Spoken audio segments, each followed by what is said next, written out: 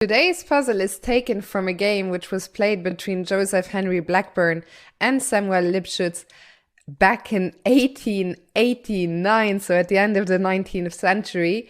This was the era of romantic chess, and we see it in action here. Blackburn, with the white pieces, has sacrificed a full rook for the attack, so the goal is clear. We want to checkmate the black king, and I'll give you a hint, we will checkmate the black king.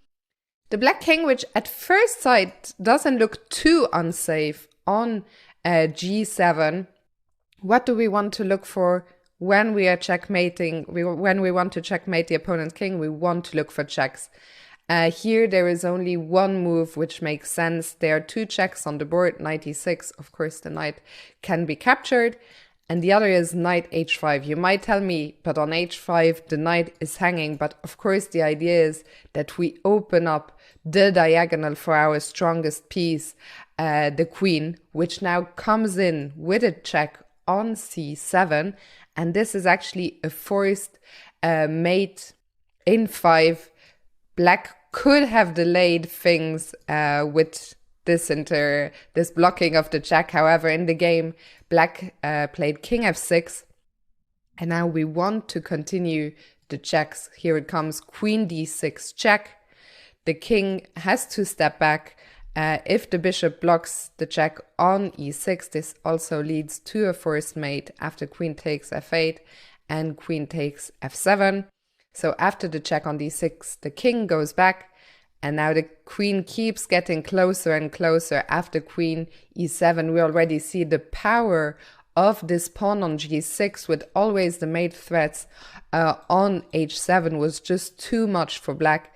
And here, after black just allowed the checkmate after king g8, queen h7, the only way to delay the mate by one move was to throw in a rook f7. But of course, it would only delay the inevitable.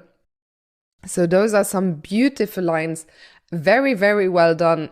If you spotted this knight h5 check. Now you might be wondering what if black didn't capture the knight? And there were two options then. The first we're going to look at is king g8. So after king g8, this was maybe the trickiest part of the puzzle, because here suddenly we're running out of checks. There are two moves which are actually winning. For white, g7 is enough, so well done if you found g7 here. But there is still a forced mate, even if it doesn't come with a check this time.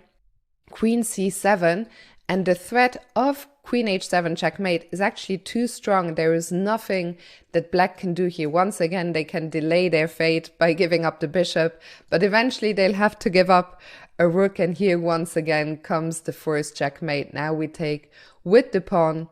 If the king goes to h8, there's a number of ways here in which we can finish the game. Probably the easiest, because it's with a check, is rook g8, and after the capture, here comes the checkmate on g7.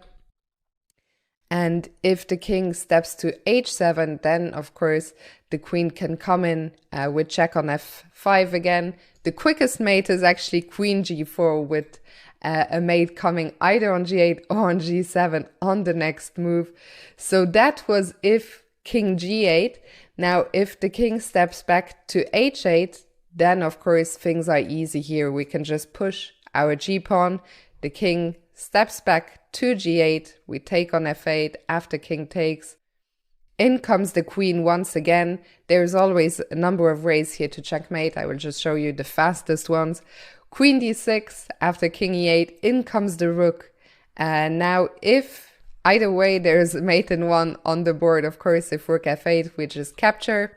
And if king f7, rook f8 is once again a checkmate.